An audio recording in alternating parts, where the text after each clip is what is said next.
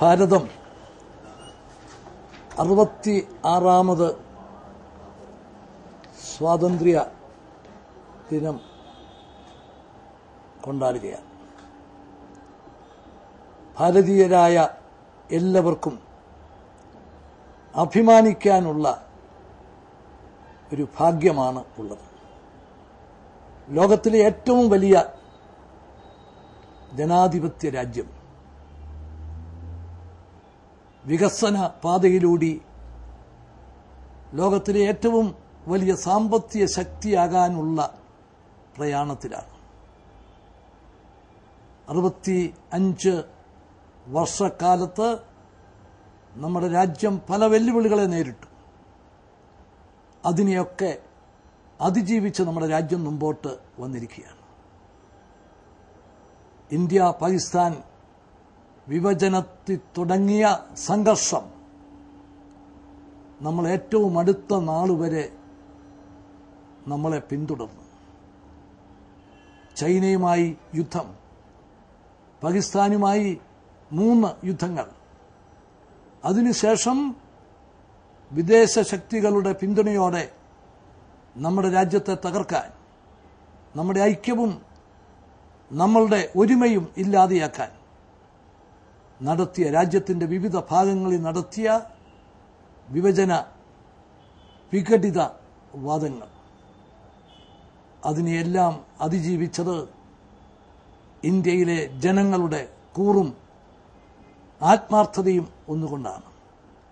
നമുക്കിന്ന് അഭിമാനിക്കാം, ഇന്ത്യയോടൊപ്പം സ്വാതന്ത്ര്യം പ്രാപിച്ച രാജ്യങ്ങളിലെല്ലാം ഏകാധിപത്യ ഭരണം, പട്ടാള മേധാവിത്വം, അവിടെ നമ്മുടെ ജനാധിപത്യത്തിന്റെ വിജയ പതാക പാറി പറക്കുകയാണ്. 65 വർഷക്കാലം കൊണ്ട് നമ്മുടെ രാജ്യം നേടിയ നേട്ടങ്ങൾ എത്രയോ വലുത്. ബ്രിട്ടീഷുകാരിൽ നിന്ന് നമുക്ക് സ്വാതന്ത്ര്യം കിട്ടുമ്പോൾ വിദേശ രാജ്യങ്ങളിൽ നിന്ന് ഭക്ഷ്യധാന്യം എത്തിയില്ലെങ്കിൽ പട്ടിണി കിടക്കേണ്ട ഗതികേടായിരുന്നു ഇന്ത്യയിൽ. ആ ഇന്ത്യ രാജ്യം ഇന്ന് എവിടെ നിൽക്കുന്നു? നമുക്ക് ആവശ്യത്തിലധികം ഭക്ഷ്യധാന്യം ഉൽപ്പാദിപ്പിക്കാൻ, നമ്മുടെ ആവശ്യം കഴിഞ്ഞിന്ന് വിദേശത്തേക്ക് കയറ്റി അയക്കാൻ നമുക്ക് സാധിക്കുന്നു. കാർഷിക രംഗത്തെ നമ്മുടെ ഒരു വൻപിച്ച നേട്ടം. വ്യവസായ രംഗത്ത് നമ്മൾ ഇന്ന് ലോകത്തിലെ 9ാമത്തെ രാജ്യമായിട്ട് മാറി. എല്ലാ രംഗത്തും നമ്മുടെ രാജ്യത്തിന്റെ അന്തസ്സും അഭിമാനവും ഉയർത്തിപ്പിടിക്കാൻ സാധിച്ചു. ആ അഭിമാനത്തോടെയാണ് നമ്മൾ 66ാമത് സ്വാതന്ത്ര്യ ദിനത്തെ നേരിടുന്നത്. നമ്മുടെ രാജ്യത്തിന്റെ അഖണ്ഡതയും നമ്മുടെ ജനങ്ങൾ തമ്മിലുള്ള ആ സൗഹാർദ്ദവും നിലനിർത്തുക എന്നതാണ് നമ്മുടെ ഇന്നത്തെ ആവശ്യം. വിവിധ ഭാഷകൾ, വിവിധ മതങ്ങൾ, വിവിധ ആചാരങ്ങൾ, വിവിധ പ്രദേശങ്ങൾ, ഇന്ത്യയെ ഏത് വിധത്തിൽ വേണമെങ്കിലും ഭിന്ന രാജ്യമായിട്ട് വേണമെങ്കിൽ കാണാൻ സാധിക്കും. പക്ഷേ ആ ഭിന്നതകളും ആ ചേരിതിരിവുകളും എല്ലാം മറന്നുകൊണ്ട് നമ്മൾ ഒന്നിച്ച് മുമ്പോട്ട് നീങ്ങുന്നു എന്നുള്ളതാണ് നമ്മുടെ ശക്തി. നമ്മുടെ രാജ്യത്തിന്റെ അഭിമാനം ഉയർത്തിപ്പിടിക്കാൻ ഏകോദര സഹോദരങ്ങളെപ്പോലെ രാജ്യസ്നേഹത്തോടെ പരസ്പര വിശ്വാസത്തോടെ മുന്നേറുവാൻ നമുക്ക് സാധിക്കണം. കേരളത്തിൽ ഈ നാടിന്റെ ആവശ്യങ്ങൾ, ജനങ്ങളുടെ പ്രശ്നങ്ങൾ പൂർണ്ണമായും മനസ്സിലാക്കിക്കൊണ്ട് മുന്നോട്ട് പോകാനാണ് ഈ ഗവൺമെന്റ് ആഗ്രഹിക്കുന്നത്. ഒരു ജനാധിപത്യ വ്യവസ്ഥിതിയിൽ ഒരു ഗവൺമെന്റിന്റെ ഏറ്റവും പ്രധാനപ്പെട്ട ചുമതല നിയമവാഴ്ചയാണ്. നിയമവാഴ്ച ഉണ്ടെങ്കിൽ മാത്രമേ അവിടെ പുരോഗതി ഉണ്ടാകൂ, അവിടെ സമാധാനമുണ്ടാകൂ, അവിടെ ഐശ്വര്യമുണ്ടാകൂ. അത് മറ്റാരേക്കാളും UDF അത് തിരിച്ചറിയുന്നു. അതുകൊണ്ടാണ് UDF ഗവൺമെന്റ് നിയമവാഴ്ചയ്ക്ക് ഏറ്റവും കൂടുതൽ പ്രാധാന്യം നൽകുന്നത്. ആരുടെയും ജനാധിപത്യ അവകാശങ്ങൾ നിഷേധിക്കത്തില്ല. ഒരു വ്യക്തിയുടെ സ്വാതന്ത്ര്യം പോലും ഒരു തടസ്സവും ഉണ്ടാകരുത് എന്നാണ് ഗവൺമെന്റ് ആഗ്രഹിക്കുന്നത്. പക്ഷേ നിയമം കയ്യിലെടുക്കാൻ ആരെയും അനുവദിക്കില്ല. അക്രമം കൊണ്ട് ഗവൺമെന്റിനെ വരുതിയിൽ നിർത്താൻ സാധിക്കുമെന്ന് ആരെങ്കിലും ധരിക്കുന്നുവെങ്കിൽ അത് ഒരിക്കലും അംഗീകരിക്കാനാവില്ല. അത് ഏതെങ്കിലും രാഷ്ട്രീയ ലക്ഷ്യത്തിനു വേണ്ടിയല്ല, മറിച്ച് ജനനന്മയ്ക്ക് വേണ്ടിയാണ്. നിയമവാഴ്ച തകർന്നാൽ സർവസ്വവും തകർന്നു. അവിടെ വികസനം ഉണ്ടാവില്ല, പുരോഗതി ഉണ്ടാവില്ല, സമാധാനം ഉണ്ടാവില്ല.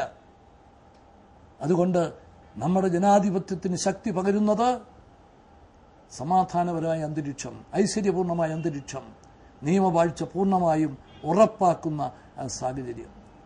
അതിനോട് സഹകരിക്കാൻ എല്ലാവരോടും അഭ്യർത്ഥിക്കാൻ ഞാൻ ഈ അവസരം വിനിയോഗിക്കുകയാണ്. പ്രതിഷേധം പ്രകടിപ്പിക്കാനും അവകാശമുണ്ട്. ഗവൺമെന്റിനെ വിമർശിക്കാനും ഗവൺമെന്റിനെതിരെ സമരം ചെയ്യാനും ആർക്കും സ്വാതന്ത്ര്യമുണ്ട്. പക്ഷേ ആ സ്വാതന്ത്ര്യത്തിന് ഒരു അതിർത്തി രേഖയുണ്ട്. അത് മറ്റുള്ളവരുടെ സ്വാതന്ത്ര്യത്തെ ഹനിക്കരുത്, അത് പൊതുമുതൽ നശിപ്പിക്കരുത്, അത് പൊതുജനങ്ങൾക്ക് ബുദ്ധിമുട്ടുണ്ടാക്കുന്ന സാഹചര്യം ഉണ്ടാക്കരുത്. അങ്ങനെയുള്ള സാഹചര്യങ്ങൾ വരുമ്പോൾ മാത്രമാണ് ഗവൺമെന്റിന് ശക്തമായി ഇടപെടേണ്ടി വരുന്നത്. നമുക്ക് സമാധാനപരമായ അന്തരീക്ഷം നിലനിർത്താൻ എല്ലാവരുടെയും സഹകരണം അഭ്യർത്ഥിക്കാൻ ഞാൻ ഈ അവസരം ഈ സ്വാതന്ത്ര്യ ദിനത്തിൽ ഞാൻ വിനിയോഗിക്കുകയാണ്. വിലക്കയറ്റം ഇന്ന് ജനങ്ങളെ ബാധിക്കുന്ന ഏറ്റവും പ്രധാനപ്പെട്ട പ്രശ്നമാണ് എന്ന് തിരിച്ചറിയാൻ സംസ്ഥാന ഗവൺമെന്റിന് സാധിക്കുന്നുണ്ട്. വിലക്കയറ്റം ഇല്ല എന്ന് പറയാൻ ഞാൻ ഒരിക്കലും തയ്യാറാവില്ല. ചില യാഥാർത്ഥ്യങ്ങളെ നമുക്ക് ഇഷ്ടപ്പെട്ടാലും ഇഷ്ടപ്പെട്ടില്ലെങ്കിലും അംഗീകരിച്ചേ മതിയാകും. നമ്മുടെ രാജ്യം ഇന്ന് നേരിടുന്ന ഏറ്റവും വലിയ പ്രശ്നം വിലക്കയറ്റം തന്നെയാണ്. ലോകം മുഴുവൻ സാമ്പത്തിക പ്രതിസന്ധിയിൽ ആടി വിളയുകയാണ്.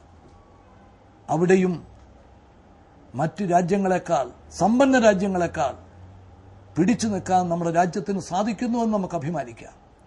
പക്ഷേ ഈ പ്രതിസന്ധിയിൽ വിലക്കയറ്റം കൊണ്ട് ജനങ്ങൾ ബുദ്ധിമുട്ടുന്ന ഈ ദുർഘട സാഹചര്യത്തിൽ ജനങ്ങൾക്ക് പരമാവധി ആശ്വാസം എത്തിച്ചു കൊടുക്കാനാണ് സംസ്ഥാന ഗവൺമെന്റ് ആഗ്രഹിക്കുന്നത്. ഇത് നമ്മളിനി ഉത്സവത്തിൻ്റെ കാലത്തേക്ക് കടക്കുകയാണ്. ഓണം മലയാളികളുടെ എല്ലാം ഒരു വലിയ ആഘോഷമാണ്. റംസാൻ വരുന്നു. ഈ ഉത്സവ നാളുകളിൽ വിലക്കയറ്റം പിടിച്ചു നിർത്താൻ സംസ്ഥാന ഗവൺമെന്റ് സാധ്യമായിട്ടുള്ള എല്ലാ നടപടികളും സ്വീകരിക്കും. വിലക്കയറ്റം നിയന്ത്രിക്കുന്നതിന് വേണ്ടിയിട്ടുള്ള ശ്രമങ്ങൾ ഇന്ന് അത് തുടർച്ചയായി അത് മുമ്പോട്ട് കൊണ്ടുപോകുന്നതിനായി സ്ഥിരമായ ഒരു സംവിധാനമാക്കുവാനാണ് ഗവൺമെന്റ് ആഗ്രഹിക്കുന്നത്. അതിന് വേണ്ടി എല്ലാവരുടെയും സഹായ സഹകരണങ്ങൾ ഞാൻ ഒരിക്കൽ കൂടി അഭ്യർത്ഥിക്കുകയാണ്. കേരളത്തിന്റെ സാധ്യതകളും അവസരങ്ങളും വളരെ വലുതാണ്. ആ സാധ്യതകളും അവസരങ്ങളും പൂർണ്ണമായും പ്രയോജനപ്പെടുത്താൻ നമുക്ക് ഈ 65 വർഷക്കാലം സാധിച്ചിട്ടില്ല. നമുക്കിങ്ങനെ പോയാൽ പറ്റില്ല. നമ്മുടെ ചെറുപ്പക്കാർ അന്യ സംസ്ഥാനങ്ങളിൽ പോകുന്നു, അന്യ രാജ്യങ്ങളിൽ പോകുന്നു, അവിടെ അഭയം തേടുന്നു, അവിടെ ജോലി തേടിപ്പോകുന്നു. എത്രയോ ബുദ്ധിമുട്ടേറിയ സാഹചര്യങ്ങൾ. നമുക്കവരെ സംരക്ഷിക്കാൻ, നമുക്കവരെ ഇവിടെ നിലനിർത്താൻ കഴിവില്ലാത്തവരായിരുന്നുവെങ്കിൽ നമുക്ക് ഓർക്കാം, ദുഃഖിക്കാം നമ്മുടെ കഴിവ് ഇല്ലായ്മയെക്കുറിച്ച്.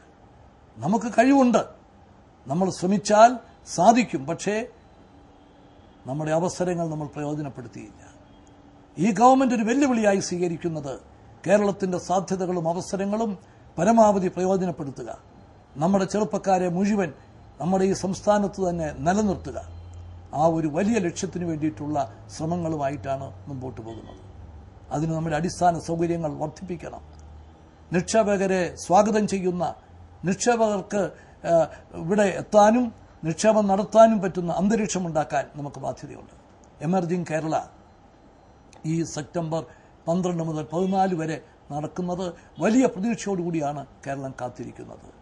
മുഴുവൻ ആളുകളുടെയും സഹായ സഹകരണം തേടി നമ്മുടെ സാധ്യതകളും അവസരങ്ങളും പ്രയോജനപ്പെടുത്തി ഒരു വലിയ മുന്നേറ്റം നടത്താനാണ് നമ്മൾ ആഗ്രഹിക്കുന്നത്. അതിന് ഒരിക്കൽ കൂടി എല്ലാവരുടെയും സഹായങ്ങൾ അഭ്യർത്ഥിക്കുന്നു. നിങ്ങൾക്കെല്ലാവർക്കും സ്വാതന്ത്ര്യ ദിന ആശംസകൾ നേരുന്നു. നമസ്കാരം. ജയ് ഹിന്ദ്.